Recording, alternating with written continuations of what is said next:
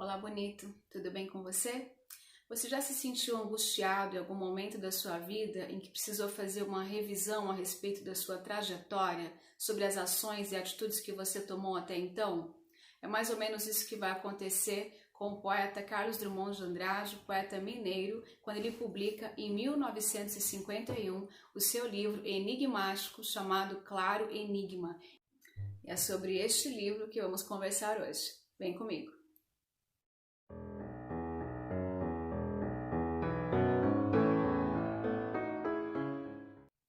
Para começar essa nossa conversa sobre Claro Enigma, vamos falar sobre o título. No título a gente tem uma figura de linguagem chamada oxímoro, que é a associação entre duas palavras que não são muito condizentes, um substantivo com um adjetivo, mas o adjetivo parece que não qualificar muito adequadamente este substantivo. É o que acontece com claro, enigma, porque claro está associado àquilo que é luminoso, àquilo que clareia, àquilo que é de fácil compreensão, enquanto enigma é exatamente o contrário, está ligado àquilo que é dúbio, àquilo que é ambíguo por muitas vezes, está associado àquilo que não é de fácil compreensão, e por essa associação de duas palavras que parecem não combinar muito bem, a gente tem a figura de linguagem chamada oxímoro. Para você que é vestibuleiro, fica muito atento na FUVEST, porque a FUVEST, uma vez que este livro está na lista da FUVEST, agora em 2000 para 2021, é bom ficar atento porque ela costuma fazer perguntas a respeito dessas associações, assim como também ela pode fazer perguntas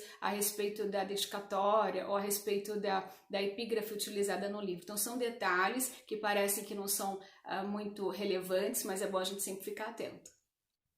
Antes de a gente começar propriamente a leitura de alguns poemas das 6 partes, né, que fazem parte aí da organização do livro Claro Enigma, é bom a gente lembrar um pouco sobre a trajetória do próprio Drummond, porque afinal de contas, o livro publicado em 1951 é um livro que está encaixado ali, classificado como um livro da sua terceira fase, que é chamada de fase filosófica, uma fase em que há muito mais reflexão a respeito do próprio fazer poético.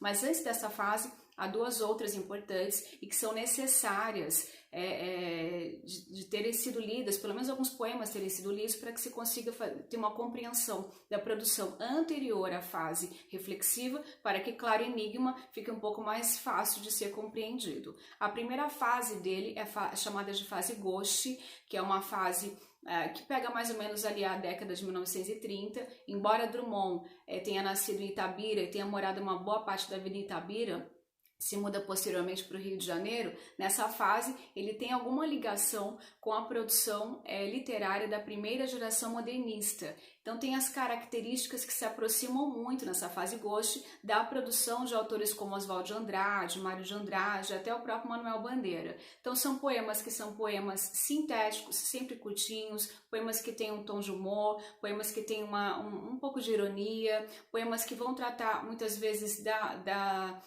diferença, né, da metrópole versus a província. Ele trata bastante da província, Minas vai aparecer bastante na sua produção.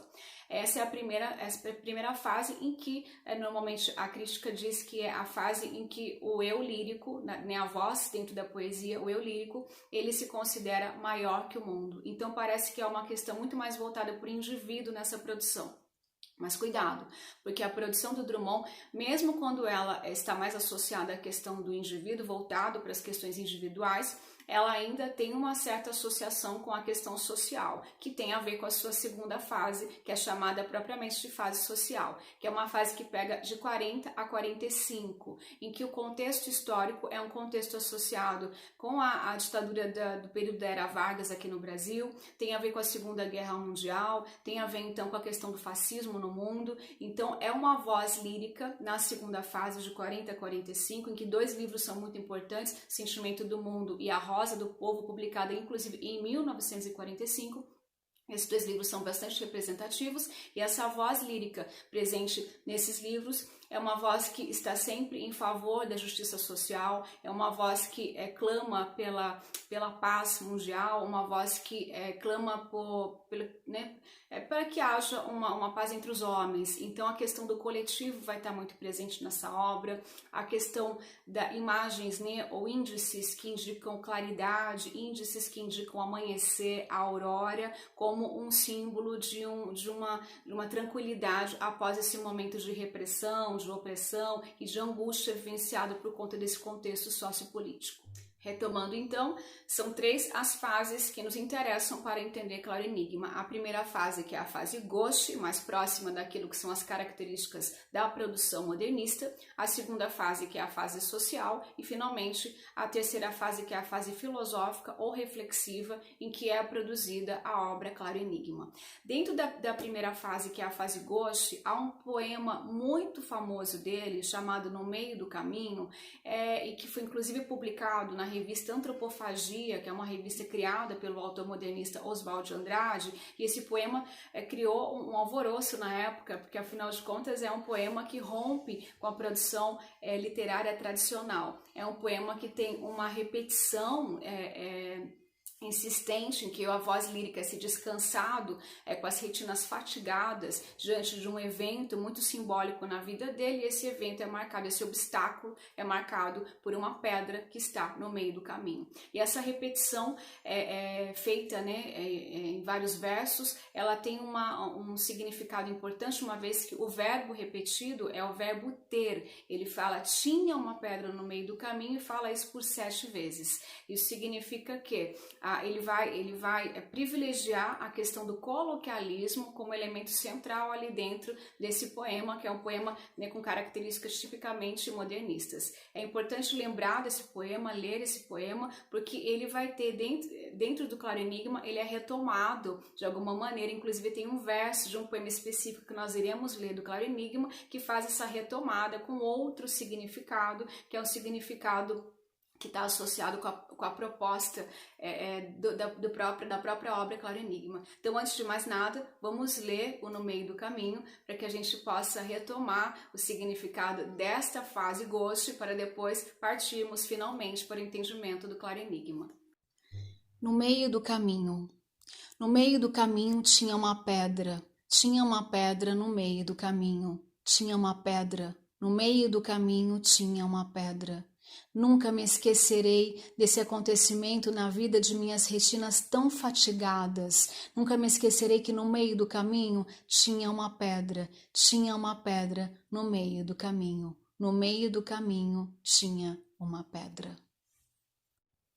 Já na fase social, em 1940, ele escreve um livro chamado Sentimento do Mundo. Em 1945, ele escreve um livro chamado A Rosa do Povo. Nestes 2 livros, há poemas bastante importantes, que são poemas que vão evidenciar, como eu já falei anteriormente, a questão da claridade. A noite e a luz, o dia, irão aparecer bastante nessas 2 obras, e com um significado interessante, porque a noite está associada a medo, a noite está associada ao fato de conseguir dispersar e separar os homens, então coletivo, né, aquele momento em que os homens precisam caminhar de mãos dadas, como é o título de um dos poemas dele, dessa fase social. A noite, ela impossibilita a comunicação entre os homens, é o que vai acontecer, por exemplo, no poema A Noite Dissolve os Homens, a noite dispersa, separa, impede que eles consigam lutar por um bem comum, em prol da igualdade social, em prol da liberdade, em prol de coisas que são exatamente contrárias ao momento sociopolítico que se vivenciava na década de 40 ali. Tem um outro poema dele, já na Rosa do Povo, que é um poema chamado Morte do Leiteiro. Inclusive tem um vídeo que eu fiz anteriormente chamado Decifrando o Claro Enigma, em que a gente faz a leitura deste poema Morte do Leiteiro.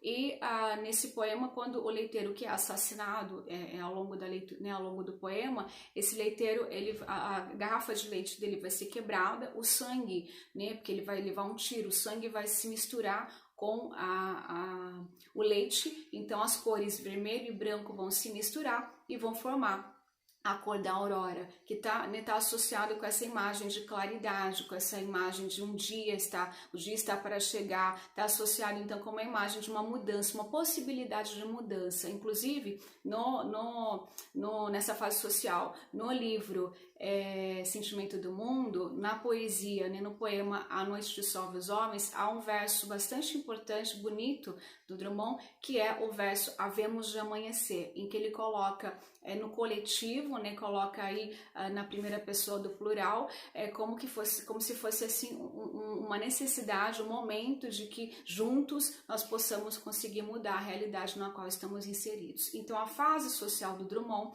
é uma fase em que há essa esperança, em que há essa imagem do amanhecer como uma possibilidade de um novo dia, uma possibilidade de uma retomada, de um ressurgimento, de um renascimento. Isso vai ter um outro significado no Claro Enigma, porque a noite vai aparecer bastante no Claro Enigma, mas ela aparece com um novo sentido, ela é ressignificada nessa produção que a crítica literária vai chamar de guinada classicizante do Drummond, uma vez que a produção dele se aproxima bastante, né, os poemas, os 40 e tantos poemas se aproximam bem da produção clássica no que diz respeito à estrutura, no que diz respeito à seleção vocabular, no que diz respeito a uma linguagem mais erudita, no que diz respeito ao uso de figuras de linguagem como sinestesia, como a literação, como rimas alternadas ou rimas interpoladas, né? Então, assim, a seleção dele, né, a estrutura, o trato que é dado à poesia é um trato que se difere bastante daquilo que ele fez nas duas fases anteriores. Então, por isso, é bom a gente ter um pouquinho de noção de qual que é a produção dele. É interessante que a gente possa ler alguns poemas anteriores, né, a essa fase filosófica, porque senão o Claro Enigma acaba não fazendo sentido nenhum pra gente, né? Porque, na verdade, o poeta ele faz uma revisão, ou melhor, ele olha para a sua trajetória e olha com um olhar maduro. Então, o Drummond ele já passou por essa fase gosto, já passou por essa fase social e consegue olhar para a própria produção, por isso muitas vezes a sua poesia também vai ser metalinguística, porque ele vai estar tratando do próprio fazer poético, em que ele consegue ter um olhar maduro a respeito de tudo que ele produziu, a respeito do próprio efeito, do próprio sentido, do significado da sua poesia, já em meados do século XX, né? O livro é publicado em 1951, num momento pós-guerra, que é um momento de bastante incerteza, de angústia, em que a melancolia e o pessimismo vão tomar conta desse poeta. Além do símbolo da claridade, do amanhecer, da aurora, que aparece bastante na fase social, há também a figura da rosa, da flor, que tem uma simbologia também ligada à questão da revolução, da necessidade de mudança do contexto. Inclusive o que dá título, né, a esse livro dele publicado em 1945, que é A Rosa do Povo, vê-se que pelo título, né, povo associado com rosa, que é um símbolo, está ligado à questão dessa veia socialista que o Drummond tinha. Inclusive, depois ele se desentende com o Partido Comunista do Luiz Carlos Prestes, mas ele inclusive contribui escrevendo para o seu jornal chamado Tribuna Popular. Dentro deste livro, A Rosa do Povo, a flor aparece como símbolo de revolução no poema chamado A Flor e a Náusea, que é um poema lindíssimo, em que uma flor nasce, rompe o asfalto no meio da rua, é uma flor que ilude a polícia, é uma flor que vem para, de fato, mudar esse momento que está sendo vivenciado pela população. Mas então, finalmente, falar do livro Claro Enigma, já que primeiro passamos ali, tivemos uma pincelada a respeito das fases anteriores do Drummond. Essa fase filosófica em que ele publica Claro Enigma é uma fase em que o indivíduo é igual ao mundo. Na fase gosto, o indivíduo é maior que o mundo. Na fase social, o indivíduo carrega o peso desse mundo nas costas com todos os seus problemas, então ele é menor que o mundo. E agora, neste momento da fase filosófica, o indivíduo é igual ao mundo. E a gente percebe que tem uma atmosfera neste livro, ao longo de todos os poemas, há uma atmosfera em que o pessimismo, o que a crítica literária vai chamar de penumbrismo, né, prevalece ali ao longo dos poemas, porque parece que esse eu lírico está está entediado diante da realidade social, desse momento de pós-guerra e também no momento de Guerra Fria que ele vai vivenciar.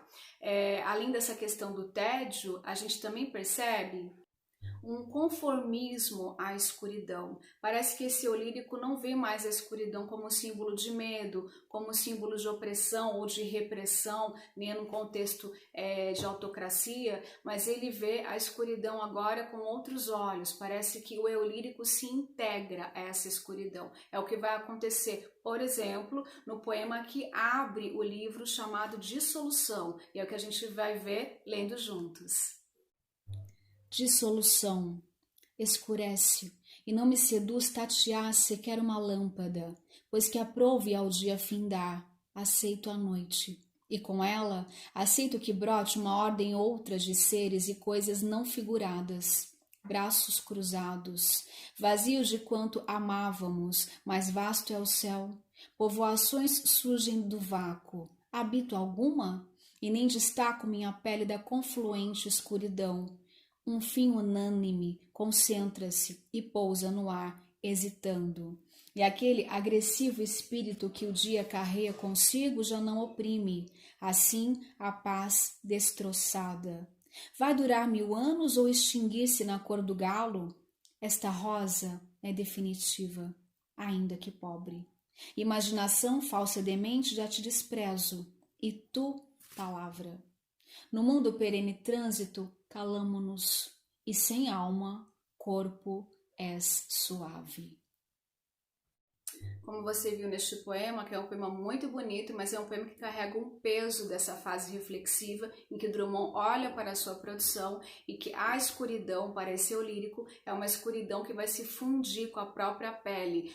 O título, inclusive, Dissolução, está associado a isso, a fusão de duas substâncias, né? Um soluto e um solvente. E aqui, neste poema, é a união, de fato, desse próprio eu lírico com a escuridão. A escuridão não mais o assusta. A escuridão agora, para ele, já é passível de alguma aceitação. Ele fala, inclusive, no último verso da primeira estrofe, aceito a noite. Então há um conformismo desse sujeito que está entediado com o contexto no qual ele está inserido. Inclusive, a paz, ao longo do poema a gente vê que ele fala que a paz está destroçada e esta rosa, né, a rosa deste momento de tédio, deste momento pessimista, deste momento em que há a noite, porque a noite está ao longo desta obra como um todo, neste momento esta rosa é definitiva, ainda que pobre. Então a gente sabe que não é mais a mesma rosa, que é aquela rosa simbólica de revolução, de mudança. A rosa a qual ele se refere, com este pronome esta, é a rosa deste livro, que é uma rosa definitiva, pobre e que tem a ver com o tédio desse sujeito. No final desse poema Dissolução, o eu lírico diz o seguinte: imaginação falsa, demente, já te desprezo. Então parece que aquilo que inspira os poetas, a imaginação, já para ele não tem mais sentido, não tem mais significado. Ele está abrindo mão da imaginação. Se ele abre mão da imaginação, o que é que então essa voz lírica quer neste livro, Claro Enigma? Ele continua: e tu, palavra, no mundo perene trânsito, calamo-nos. E sem alma, corpo és suave. Ou seja, o corpo é o concreto. Em termos de poesia, corpo seria o quê? A estrutura. E se esse corpo estará sem alma, ele está abrindo o seu livro, Claro Enigma, com o poema Dissolução, para dizer o seguinte: parece que eu estou querendo optar, parece que há um caminho a se escolher, em que o corpo da minha poesia será só corpo, não terá alma. A fantasia já não me interessa, a imaginação já não me interessa. Palavra, juntos, calamo-nos, não vamos dizer mais nada, porque nossa voz já não é ouvida. Faz parecer, então, que as poesias neste livro serão poesias em que haverá uma predileção pela forma, uma predileção pelo corpo. Será que é essa opção que o Drummond está fazendo neste livro, que é a sua guinada classicizante, em que há de fato predomínio dessa questão clássica? Talvez não se deixe enganar. E é por isso que a gente precisa ver alguns detalhes do início do livro que tem a ver com a dedicatória que ele faz e tem a ver também com a epígrafe que ele utiliza no livro. Vamos falar sobre os dois? O Drummond dedica o livro a Américo Facó. Ele próprio afirma que deixou os originais por 3 noites com o amigo, que é chamado por ele de exímio versificador, e que neste momento ele, Drummond, convalescia das questões políticas, né? Ele convalescia da sua experiência política. O fato de ele passar o livro para um exímio versificador já é um detalhe importante, porque de fato a gente vê que ele tem uma preocupação com a questão clássica presente no livro. Mas para além disso, ele vai usar como epígrafe, depois da dedicatória, quando você vira a página do livro, você encontra uma epígrafe que está em francês, que é uma epígrafe do poeta Paul Valéry, tirada de um verso de um poema do Paul Valéry. E a tradução para esses versos em francês é o seguinte: os acontecimentos me entediam. Faz parecer novamente que o Drummond então está abraçando a noite como uma maneira de negar o seu posicionamento político. Faz parecer então que essa voz melancólica é uma voz que se aliena daquilo que está exterior ao próprio poeta. Mas cuidado, porque a melancolia aqui a que a gente percebe nessa obra não é a mesma melancolia ligada à questão do spleen que a gente viu lá na segunda geração romântica, em que o indivíduo ele encontra, né, nesse quarto trancado, ele encontra na sua solidão, ou encontra nas suas diversas evasões uma forma de fugir da realidade. Um crítico literário que analisou o livro Claro Enigma, o Wagner Camilo, no livro, né, Da Rosa do Povo, a Rosa das Trevas, essa rosa que a gente percebeu presente já no poema de abertura e dissolução, ele afirma o seguinte sobre a questão melancólica presente em Claro Enigma. É uma abordagem associada com aquilo que é a teoria do Freud. Vamos ver o que ele diz? Com base na definição de Freud, já é possível especificar melhor o que ocasiona a melancolia dominante no livro de 1951. A perda de um ideal revolucionário ligado a um projeto futuro socialista que impulsionava a lírica de guerra dos anos 40.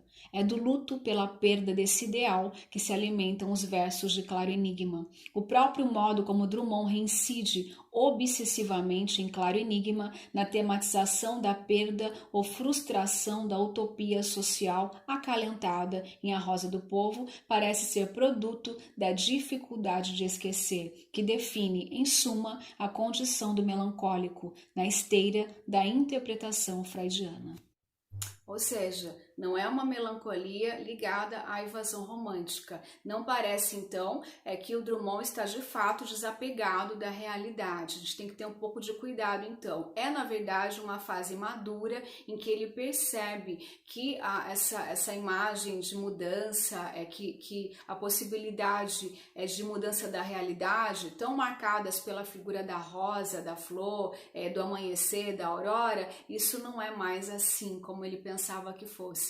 Ele tem uma outra visão, né, mais madura a respeito da própria trajetória da sua produção poética. E a gente percebe que ele fica de fato um pouco amargurado com isso, e é o que a gente vê, por exemplo, no poema Oficina Irritada, porque a voz lírica, embora ela esteja dentro de uma oficina como um ourives parnasiano, lembra que a poesia parnasiana era muito comparada com o trabalho feito por um ourives, né, aquele cara que vai lapidar a pedra bruta, transformando numa peça, né, numa joia, num objeto precioso. Ele faz isso trancado num quarto isolado da sociedade. Faz parecer, então, que a produção do Drummond está se aproximando muito dessa atmosfera parnasiana. Mas no poema Oficina Irritada, a oficina que deveria trazer prazer para esse poeta, que vai levar ao público um objeto raro, um objeto lapidado, a gente percebe que é uma oficina irritada, inclusive que reproduz um eco, o som, né, ali com as vogais que ele seleciona, um som de martelo, como se o ourives estivesse irritado com esse trabalho. Então veja bem, a produção estética, esse corpo suave, sem alma, que está no poema de abertura, é um corpo que está sem alma, mas parece que se vê angustiado. É como se o Drummond não conseguisse, de fato, de abrir mão daquilo que é a própria trajetória dele, que a gente viu na produção social. Então, mergulhar dentro de si mesmo como a gente viu na epígrafe, né? Os acontecimentos me entediam, então parece que eu vou mergulhar dentro de mim, vou voltar às questões individuais, pura e simplesmente, não é bem por aí. Tanto é que esse título já apresenta uma questão paradoxal, que é claro, enigma, nem tudo vai estar muito claro nessa obra. O próprio Paul Valéry, que é utilizado na epígrafe, afirma que os acontecimentos para ele são a espuma, mas o que lhe interessa é o mar. Então a gente tem que tomar cuidado para não fazer uma leitura superficial a respeito desses poemas e achar que o Drummond está de fato simplesmente optando pela questão parnasiana ou pela questão clássica, até porque as abordagens ao longo do livro elas abraçam a questão clássica, porque não é bem por aí. Vamos ler então o poema Oficina Irritada para a gente conseguir perceber essa questão paradoxal nesse caminho que o Drummond parece que está escolhendo pelo clássico. Oficina irritada. Eu quero compor um soneto duro, como poeta algum ousar escrever. Eu quero pintar um soneto escuro, seco, abafado, difícil de ler. Quero que meu soneto no futuro não desperte em ninguém nenhum prazer. E que, no seu maligno ar imaturo, ao mesmo tempo saiba ser, não ser. Esse meu verbo antipático e impuro há de pungir, há de fazer sofrer, tendão de Vênus sob o pedicuro. Ninguém o lembrará, tiro no muro, cão mijando no caos, enquanto Arcturo, claro enigma, se deixa surpreender. Bom, você viu que na Oficina Irritada o eu lírico faz questão de ser violento, de ser perverso com o seu leitor, até porque ele diz que os seus versos serão, vão compor um soneto, veja bem que é um soneto decassílabo, que é uma característica clássica, é um soneto que vai ser composto de maneira dura, é um soneto duro, é um soneto escuro, então é um soneto que se propõe violento com o leitor, mas é uma oficina irritada, então significa que essa questão estética não é gratuita, como a gente percebia lá, por exemplo, no poema Vaso Chinês, que a gente conhece, que a gente lê muito na escola quando está estudando o parnasianismo. No final do poema Oficina Irritada, inclusive, ele coloca que esse verso antipático e impuro há de pungir, há de picar, há de furar, há de fazer sofrer, tendão de Vênus sob o pedicuro. Vênus é um símbolo da beleza, né, que vai ser muito utilizado nas poesias clássicas, porque afinal de contas há uma retomada dessa questão greco-latina, então isso vai aparecer no Drummond, a questão clássica, a mitologia vai aparecer bastante, e aparece aqui Vênus, só que essa Vênus que representa a beleza vai ter o dedo picotado, o tendão do pé, né, que é o pedicuro, o cara que deveria cuidar do pé dela para deixá-la ainda mais bonita, é o cara que vai picotar o pé dessa Vênus. Então, afinal de contas, que beleza é essa que está nesse poema? Do que é que ele está tratando? Ele está irritado, e tão irritado que ele diz o seguinte, que ninguém o lembrará. Ninguém lembrará desse poema dele, que é o poema duro, escuro, porque vai ser um tiro no muro, só vai assustar, não vai produzir nada além de barulho, né? Vai ser um cão mijando no caos. Veja bem que essa frase está muito associada a uma linguagem que vai completamente contra a linguagem erudita, que é uma opção feita aqui em Claro Enigma. Então, cão mijando no caos e simboliza aquilo que é sem ordem. Então, ao mesmo tempo que ele opta pelo clássico, opta pela simetria, opta pela organização dos seus versos, né, pela beleza, pela seleção vocabular erudita, ele também vai contra isso, né, é uma contradição, porque o cão está mijando, o verbo aqui é um verbo que foge completamente dessa linguagem erudita, e está associado àquilo que não tem ordem. E ele termina dizendo o seguinte, que vai ser um tiro no muro, cão mijando no caos, enquanto Arcturo, claro, enigma, se deixa surpreender. Arcturo também pode ser chamado de Arcas, que vai ser o criador da Arcádia. Lembra que a poesia neoclássica ou neoclassicista, né, que é o período do século XVIII, o arcadismo, está marcada com essa retomada do classicismo. Então o que ele diz é que vai surpreender, esse tipo de poesia há de surpreender, mas há de surpreender quem? Se deixa surpreender pelo Arturo, que é, na verdade, uma estrela que é a mais brilhante de uma constelação chamada Boeiro. Em se tratando de constelação, a gente tem que falar dos títulos, né, dessa obra.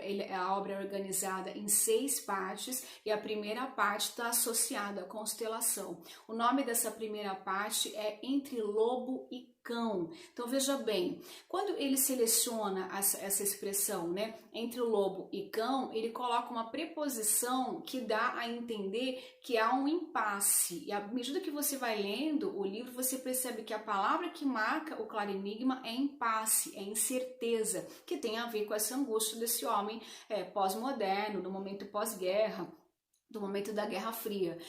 Então esse impasse entre lobo e cão, além de marcar, né, essa dúvida, essa angústia desse eu lírico, ela também está associada a uma retomada do clássico, porque quando ele cita entre lobo e cão, ele faz uma alusão aos versos de um poeta português do século XVI chamado Sá de Miranda, que tem dois versos na sua produção, que são exatamente as seguintes, né? Na meta do meio-dia, andais entre lobo e cão. E lobo e cão fazem associação a Lupus e a Canis, que são duas constelações, constelação guia, que podem te orientar, mas para você ser orientado, você precisa estar na escuridão. Veja que interessante, para conseguir o caminho precisa de escuridão.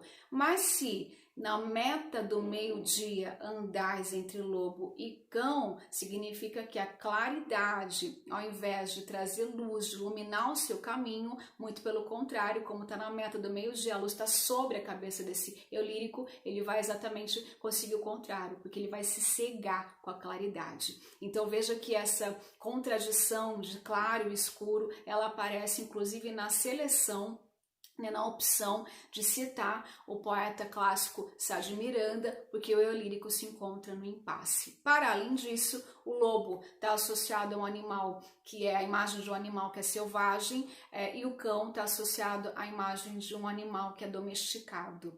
Ou seja, é uma poesia que está entre aquela liberdade que já é experimentada ao longo da sua produção e aquilo que é uma produção sem alma, que tem apenas o corpo, que é domesticada, que é metrificada, que apresenta poemas com versos decassílabos ou com versos alexandrinos, né, do decassílabos. Inclusive, essa abordagem ao Sá de Miranda tem a ver com essa retomada do clássico, porque foi o poeta Sá de Miranda que em 1527 introduz o classicismo em Portugal. Ele vai até a Itália tomar conhecimento da produção de Petrarca, né, o Doce Estilo Novo. Ele aprende essa produção no momento do Renascimento, que vai ser irradiado da Itália, e volta para Portugal e introduz o Doce Estilo Novo em Portugal. E assim começa o classicismo português. Então veja bem que a ideia do clássico está presente na obra, isso é bem claro. No entanto, a gente vê que há um impasse, e isso está até no título da primeira parte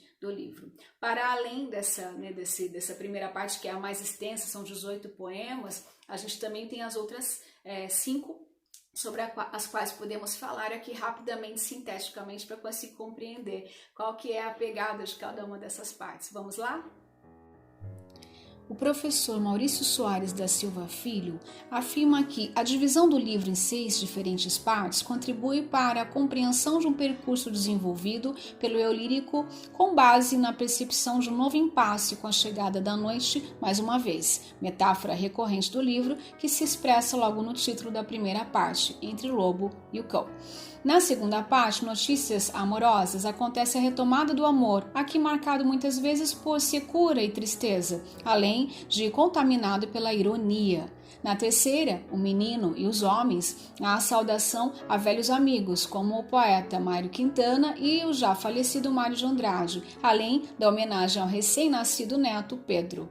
Minas Gerais é parte do título do 4º grupo de poemas, Selo de Minas, e surge no livro como uma referência fundamental na existência do poeta que lamenta as maldições de seus antepassados. O velho pai é uma figura insistente na 5ª parte, Os Lábios Cerrados, bem como seu alerta sobre a necessidade constante de renunciar a toda procura. A 6ª e última parte, A Máquina do Mundo, é o clímax do livro, para o qual Drummond reservou uma reflexão fundamental a respeito da presença da ordem clássica inserida em uma consciência moderna. Ainda sobre a questão da metalinguagem, há um poema muito bonito do Drummond chamado Legado, em que ele vai falar da herança que ele deixa enquanto poeta. A gente podia ler este poema para ver como que a fase gauche é revisada no finalzinho do poema, veja bem. legado. Que lembrança darei ao país que me deu tudo que lembro e sei, tudo quanto senti? Na noite do sem fim, breve o tempo esqueceu minha incerta medalha e a meu nome se ri. E mereço esperar mais do que os outros, eu? Tu não me enganas, mundo, e não te engano a ti. Esses monstros atuais não os cativa Orfeu a vagar taciturno entre o talvez e o si. Não deixarei de mim nenhum canto radioso, uma voz matinal palpitando na bruma, e que arranque de alguém seu mais secreto espinho. De tudo quanto foi meu passo caprichoso na vida, restará, pois o resto se esfuma, uma pedra que havia em meio do caminho. Você percebe que há uma angústia desse eu lírico por saber qual será o legado que ele vai deixar para os seus leitores. Parece que a poesia dele já é vaga, é uma poesia perdida, é uma poesia que não alcança mais ninguém, não faz mais nenhum sentido.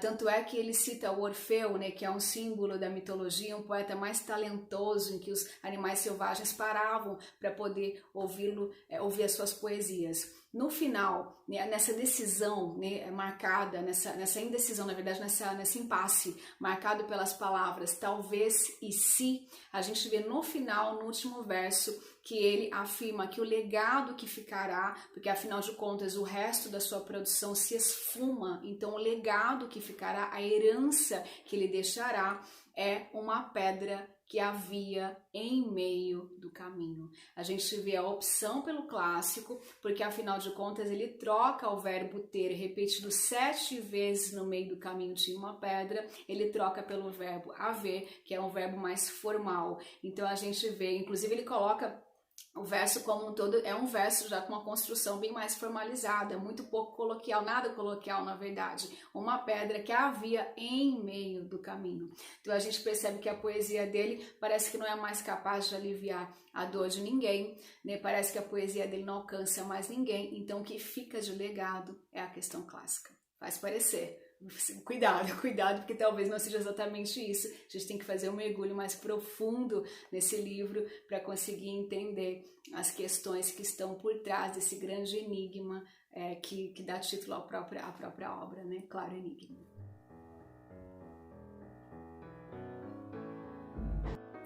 A máquina do mundo. E como eu palmilhasse vagamente uma estrada de Minas pedregosa e no feixe da tarde um sino rouco se misturasse ao som de meus sapatos, que era pausado e seco. E as aves pairassem no céu de chumbo e suas formas pretas lentamente se fossem diluindo na escuridão maior, vinda dos montes e de meu próprio ser desenganado. A máquina do mundo se entreabriu, para quem de a romper já se esquivava e só de o ter pensado se carpia.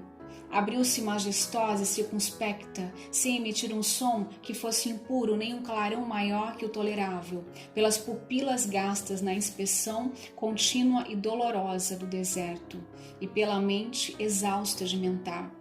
Toda uma realidade que transcende a própria imagem sua debuxada no rosto do mistério, nos abismos. Abriu-se em calma pura e convidando quantos sentidos e intuições restavam a quem, de os ter usado, os já perdera. E nem desejaria recobrá-los, se em vão e para sempre repetimos os mesmos sem roteiro tristes périplos, convidando-os a todos em corte a se aplicarem sobre o pasto inédito da natureza mítica das coisas. Assim, me disse, embora voz alguma, ou sopro, ou eco, ou simples percussão, atestasse que alguém sobre a montanha, a outro alguém noturno e miserável, em colóquio se estava dirigindo. O que procuraste em ti, ou fora de teu ser restrito, e nunca se mostrou, mesmo afetando dar-se ou se rendendo, e a cada instante mais se retraindo? Olha, repara, ausculta essa riqueza sobrante a toda a pérola, essa ciência sublime, formidável, mas hermética. Essa total explicação da vida, esse nexo primeiro e singular, que nem concebes mais, pois tão esquivo se revelou ante a pesquisa ardente em que te consumiste. Vê, contempla, abre teu peito para agasalhá-lo. As mais soberbas pontes e edifícios, o que nas oficinas se elabora, o que pensando foi e logo atinge, distância superior ao pensamento, os recursos da terra dominados e as paixões, os impulsos e os tormentos, e tudo o que define o ser terrestre ou se prolonga até nos animais e chega às plantas para se embeber no sono rancoroso dos minérios, dá volta ao mundo e torna-se engolfar na estranha ordem geométrica de tudo, e o absurdo original de seus enigmas, suas verdades altas mais que todos os monumentos erguidos à verdade, e a memória dos deuses e o solene sentimento de morte que floresce no caule da existência mais gloriosa, tudo se apresentou nesse relance e me chamou para seu reino augusto, afinal submetido à vista humana. Mas, como eu relutasse em responder a tal apelo assim maravilhoso, pois a fé se abrandara e mesmo o anseio, a esperança mais mínima, esse anelo de ver desvanecida a treva espessa que entre os raios do sol ainda se filtra, como defuntas crenças convocadas, presto e fremente, não se produzissem a de novo tingir a neutra face, que vou pelos caminhos demonstrando, e como se outro ser, não mais aquele habitante de mim há tantos anos, passasse a comandar minha vontade, que, já de si volúvel, se cerrava, semelhante a essas flores reticentes, em si mesmas abertas e fechadas, como se um dom tardio já não fora apetecível antes despiciando.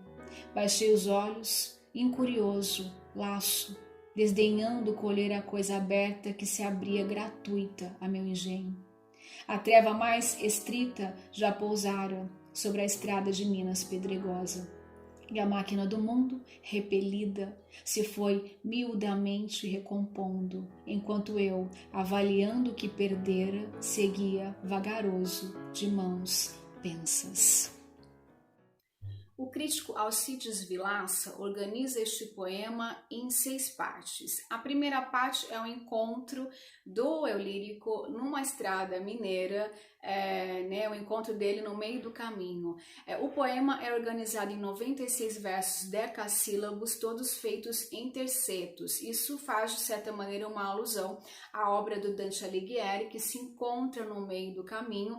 A primeira estrofe da Divina Comédia é exatamente essa: o poeta está no meio do caminho, e assim como no próprio poema, no meio do caminho tinha uma pedra, a gente percebe que há uma intertextualidade com a Divina Comédia. Então, este eu lírico está no meio do caminho, e depois a máquina do mundo, ela vai aparecer no alto da montanha. Ele está em Minas, numa estrada de Minas, vai aparecer para ele no alto da montanha e vai se propor a fazer a revelação para ele, tal qual foi a revelação feita a Vasco da Gama na obra Os Lusíadas, escrita por Camões em 1572, a publicação 1572. Lembra que quando na história dos Lusíadas, quando os portugueses atingem o seu objetivo, no retorno eles vão ser agraciados em uma ilha chamada de Ilha dos Amores, e nessa ilha a deusa Tétis vai mostrar a miniatura do universo para o Vasco da Gama e vai revelar toda a verdade para ele, aquilo que é permitido somente aos deuses. E neste momento acontece algo similar com o eu lírico do poema Máquina do Mundo de Drummond. A máquina se abre para ele, há um clarão no alto da montanha. Então veja que esse livro Claro Enigma, ele vai ser encerrado exatamente com essa imagem desse clarão abrindo sobre a montanha, e ela vai apresentar para ele o discurso do mundo na terceira parte. Então, na primeira parte é o encontro dele no meio do caminho com a máquina do mundo, na segunda parte ela se abre, na terceira parte há o discurso dessa máquina.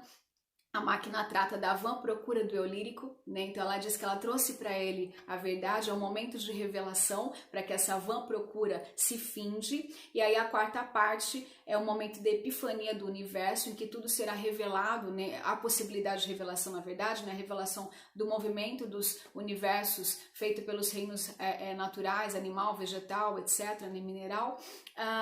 E depois dessa epifania, na quinta parte, o eu lírico recusa a máquina do mundo. O eu lírico recusa a verdade da máquina. Como é um poema que está ligado tanto a questão pagã do classicismo, quanto a questão cristã, que a gente vê na Divina Comédia do Dante, então tá ali entre o Camões e o Dante, a gente vê que a máquina, nem a pagã e nem a máquina cristã, elas vão ser capazes de resolver a angústia desse homem andarilho, inclusive andarilho marcado pela conjunção E, que abre o poema, significa que a caminhada dele não começa aqui, já há uma caminhada que vem sendo feita, né, ao longo da vida dele, porque ele começa com um E, né, a caminhada continua, trata-se da continuidade. Então, qual que é a opção do eu lírico, né, que está aqui depois dessa recusa na quinta parte? Na sexta parte é o fechamento do mundo e a volta do eu lírico à condição de um eu caminhante, ou seja, ele opta pelo enigma da existência, né? Ele não quer, ele fala para a máquina que ela chegou tarde demais. É um sujeito desenganado com a grandiosidade épica e que reafirma as suas crenças do início da sua caminhada, marcadas por essa conjunção E. Antes do E já existia a produção poética, então uma retomada de uma postura já existente. Então veja bem que o livro do Drummond é um livro lindíssimo, que, como a gente já falou, está associado com essa angústia desse homem pós-moderno diante de uma realidade sociopolítica angustiante, e que ele se vê diante do impasse entre lobo e cão, entre o clássico e essa retomada da sua poesia que tem essa voz social, faz parecer que ele está se negando, está se alienando àquilo que são os acontecimentos, porque como ele abre o livro, né, com o Paul Valéry, os acontecimentos me entediam, mas não é bem por aí. A gente vê que trata-se de um olhar maduro desse poeta para toda a sua produção neste momento, em 1951. Espero que vocês tenham gostado, porque é um livro lindíssimo, e deixo aí para vocês, né, a dica para ler, a dica literária é leia Drummond. Leia Drummond na sua fase ghost, leia Drummond na sua fase social, leia Drummond na sua fase reflexiva, porque a literatura, como já dizia o crítico Antônio Cândido, ela humaniza. Então a gente tem que se humanizar a partir dela. Vou ficando por aqui, beijinho, e a gente se vê na discussão de uma outra obra. Tchau, tchau.